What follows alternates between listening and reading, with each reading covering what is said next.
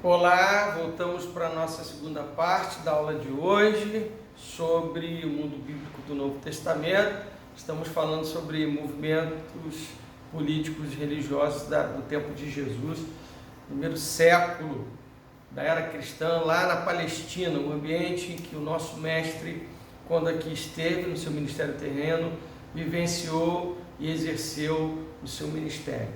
Nós estamos falando sobre os fermentos dos fariseus, fermentos dos saduceus e dos herodianos.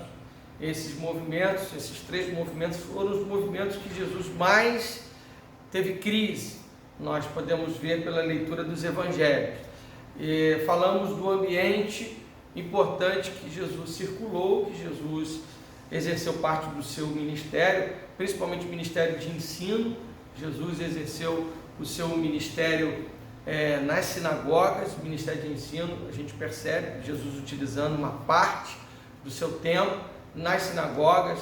Jesus lançou mão de outros ambientes, mas como nós estamos tratando do ambiente dos fariseus, que era mais centralizado nas sinagogas, onde se estudava a Torá, não havia sacrifício na sinagoga.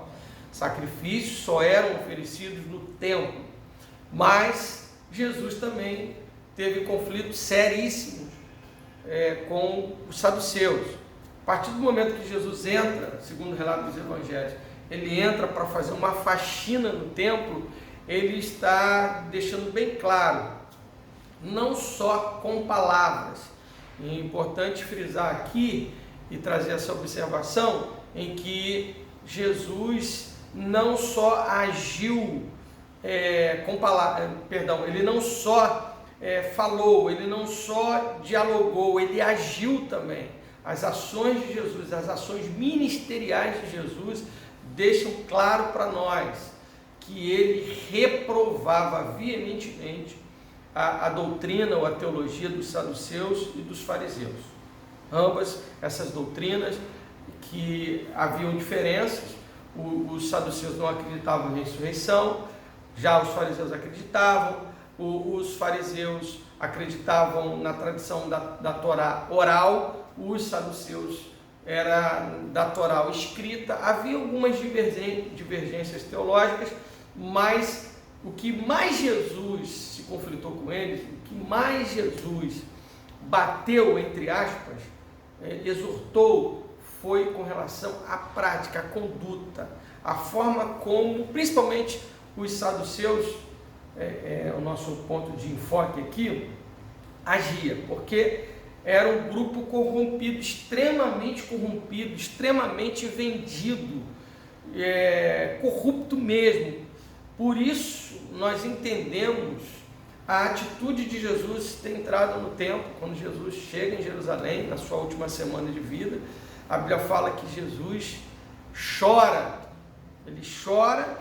E qual é o primeiro lugar que ele vai visitar depois do choro, depois do lamento dele por Jerusalém? Qual foi o primeiro lugar? Só você ler lá no texto dos evangelhos. Vamos ver? Mateus capítulo 21 fala para nós qual foi o primeiro lugar que Jesus foi quando chora por Jerusalém. Mateus 21.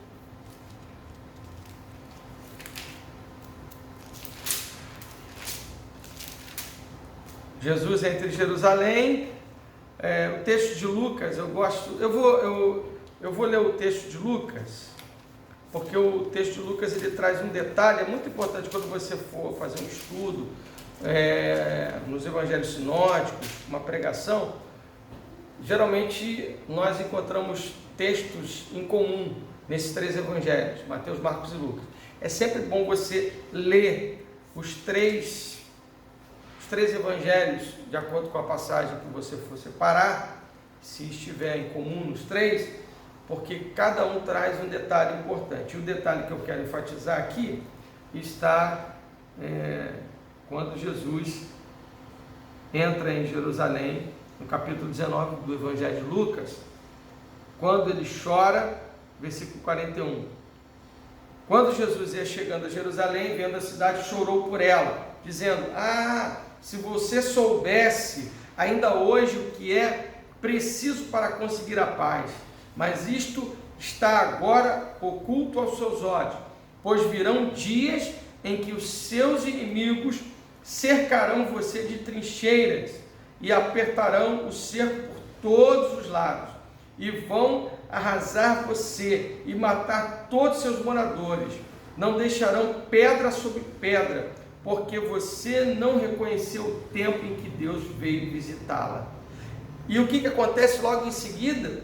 Versículo 45. Depois, entrando no templo, Jesus começou a expulsar os que ali vendiam, dizendo: está escrito, a minha casa será casa de oração, mas vocês fizeram dela um covil de salteadores. Gente, é revoltante, é revoltante.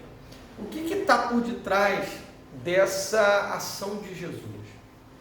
E aí a importância da gente conhecer o mundo bíblico do Novo Testamento. A gente sabe aqui, pelo estudo que a gente vem ministrando, que o grupo de saduceus era um grupo vendido ao Império Romano, era um grupo comprado por eles. Um dos impostos era destinado ao templo, o povo vivia oprimido, e a maior opressão, pela leitura de Jesus, não vinha lá do Império Romano. Lógico, óbvio que o Império Romano também oprimia o povo, mas a opressão que mais indignava o mestre, a opressão que mais revoltava Jesus, era a opressão vinda desses movimentos políticos religiosos, o movimento dos herodianos, o movimento dos saduceus e dos fariseus. Eles oprimiam o povo, eles usavam a religião. Opa, você já ouviu isso em algum lugar? Eu acho que você já viu isso em algum lugar. Usar a religião em benefício de um grupo. Mercadejar a fé. Era isso que os saduceus faziam. Então Jesus, quando chega em Jerusalém, chora pela condição espiritual da cidade, pela condição que a cidade estava vivendo, pela opressão. Jesus tem uma leitura espiritual, uma leitura do ambiente pesado pela opressão dos religiosos, e vai lá e põe ordem no templo. Ele traz o ressignificado do templo, quando ele diz aqui no versículo de número 46, está escrito: a minha casa será casa de oração, mas vocês fizeram dela um covil de salteadores. Esse texto Jesus pega lá em Isaías. Esse texto está em Isaías. Então Jesus, ele se reporta a um texto do Antigo Testamento para fundamentar a sua prática. É muito importante a gente fundamentar as nossas práticas ministeriais, a nossa prática como pastor, pastora, fundamentá-la através da Bíblia. Por que a gente age assim, assado? Tem que ter um fundamento, e eu louvo a Deus porque a nossa igreja, a Igreja Metodista, ela nos dá fundamentos da fé cristã, fundamentos da tradição metodista, são importantíssimos. Nós temos conhecimento para que isso nos dê subsídio, conteúdo e fundamento para o exercício da nossa prática ministerial. Então, queridos, voltando para a análise do texto e para o nosso objetivo, que é o mundo bíblico do Novo Testamento, havia muitas situações ilícitas no templo. E isso culpa do movimento dos saduceus, a elite sacerdotal que controlava as duas principais instituições do judaísmo daquele tempo. O templo, que na cultura judaica era o único local para o sacrifício, o único local para se obter perdão, era o templo. E o que Jesus faz? Jesus traz um ressignificado de fé, que você não precisa oferecer sacrifício para obter perdão. Por isso que os fariseus ficam em crise, os saduceus ficam em crise quando veem Jesus perdoando pecados. Quem é esse para perdoar pecados? Para a gente obter perdão dos pecados, nós temos que cumprir toda uma liturgia, existe todo um processo para se obter o perdão dos pecados. Aí vem Jesus, numa leitura numa visão de um judeu do primeiro século que não cria em Jesus sendo Messias, vem esse cara do nada e traz uma nova doutrina. Espera aí, que negócio é esse? Imagina como isso mexeu na estrutura daquele tempo, na estrutura religiosa, na estrutura política, na estrutura teológica, na mentalidade do povo, porque o povo infelizmente estava manipulado por essa elite, por esses grupos. Então, se voltar contra isso era blasfemar contra Deus. Só que Jesus, o próprio Deus, ele carregava peso de unção, de autoridade muito grande, que essa prática ministerial de Jesus, o exercício ministerial de Jesus foi arrebanhando pessoas, e multidões o seguiam e começavam a crer nessa doutrina. E aí a gente percebe que essas estruturas foram mexidas, essas estruturas foram melindradas. Os saduceus e os fariseus tramaram a morte do mestre. A gente lê isso em alguns textos das Escrituras, nos Evangelhos. Eles tentaram até conseguirem a morte de Jesus. Até conseguirem. Por quê? Porque o ministério de Jesus foi uma ameaça para o desmonte da estrutura deles.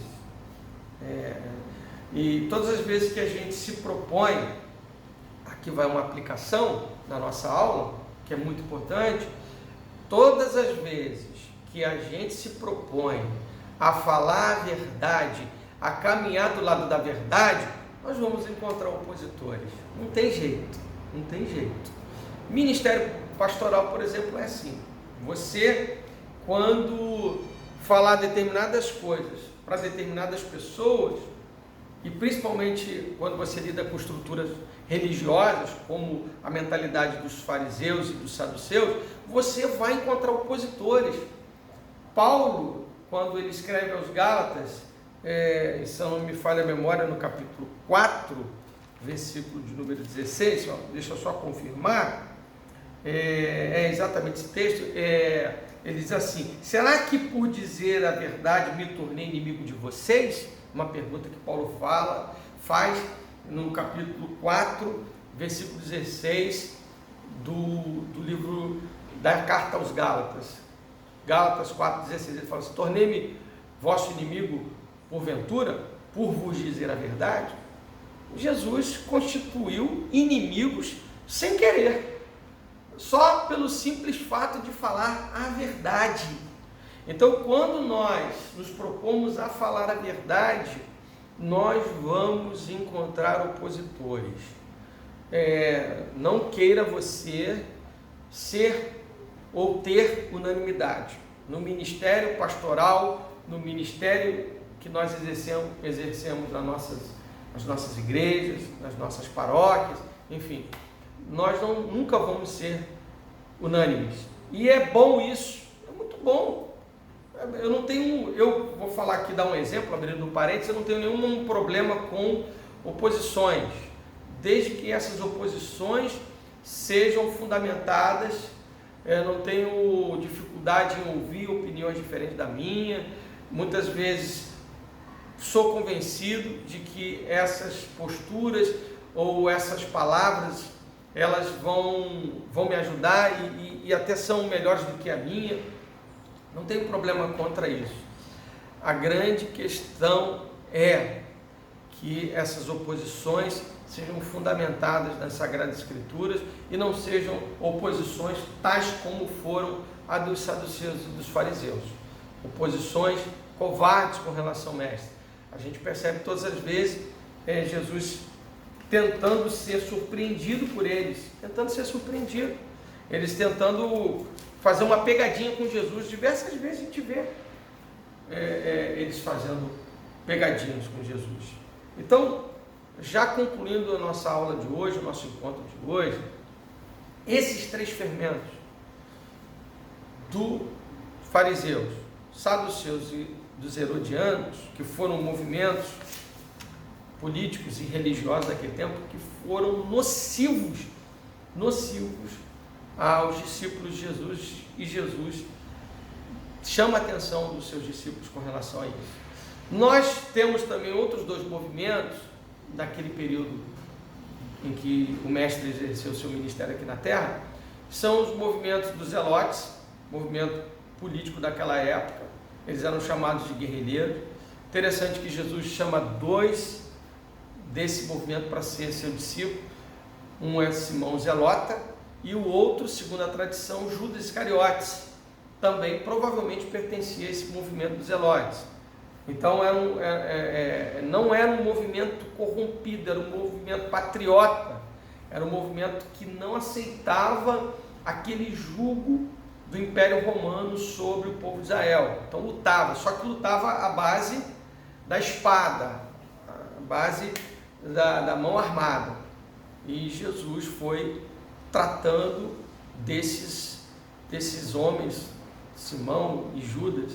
Há quem diga, e segundo os relatos históricos, que uma das frustrações de Judas Iscariotes foi por isso, porque ele tinha uma mentalidade de querer dominar e dominar a base da força, e quando se deparou com o ministério de Jesus, era outra pegada, era de um outro viés, e que não era muito a mentalidade dos zelotes. E o outro movimento contemporâneo ao ministério de Jesus foi o movimento dos essênios. Esse movimento foi descoberto por volta de 1948, de uma maneira muito inusitada. Um grupo de beduínos estava no deserto, escutou uma pequena explosão numa gruta. Eles entraram e encontraram ali alguns textos antiquíssimos, aquela época lá de trás, do primeiro século, e que se referiam ao movimento dos essênios. Esse movimento não está citado explicitamente no Novo Testamento. Você vai encontrar o movimento dos zelotes, você vai encontrar os herodianos. Os herodianos, nós temos alguns textos que eu posso dizer a vocês aqui: Mateus 22, do 16 ao 22, Marcos 3,6, Marcos 12, do 13 ao 17, se referindo ao movimento dos herodianos. Já sobre o movimento dos essênios, nós não temos nenhuma citação explícita, mas quando a gente se debruça na história do mundo bíblico do Novo Testamento, a gente tem algumas literaturas que falam, alguns até dizem que João Batista fez parte do movimento dos essênios, que ele foi desse partido.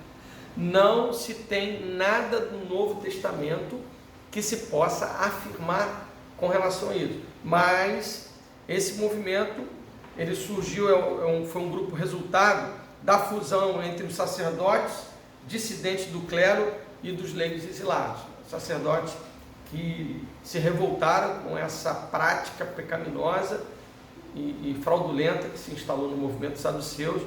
Eles decidiram romper e houve essa fusão. Era um movimento muito monástico que vivia recluso nos desertos, por isso essa ligação com João Batista, por isso que muitos acham que João Batista fez parte do movimento dos essênios. Vivia uma vida muito monástica, uma vida voltada muito para a visão apocalíptica. A teologia deles era fortemente influenciada pelo apocalipsismo.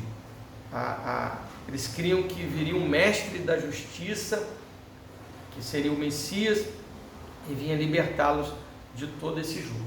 Ok? Então, a conclusão que a gente tem acerca desses movimentos, quando a gente analisa esses diferentes grupos políticos religiosos que existiram no tempo de Jesus, a gente percebe que Jesus veio em um tempo muito conflitante, e que a proposta do ministério de Jesus, eu sempre digo, foi pregar sobre o arrependimento. Jesus inaugura, segundo o Evangelho de Marcos, capítulo 1, versículo 15, ele diz assim: o reino de Deus está próximo, arrependei-vos e crede no Evangelho. Eu amo muito essa palavra arrependimento. A palavra arrependimento no grego é metanoia, mudança, de mente, mudança de atitudes e de conduta e direção, basicamente é isso.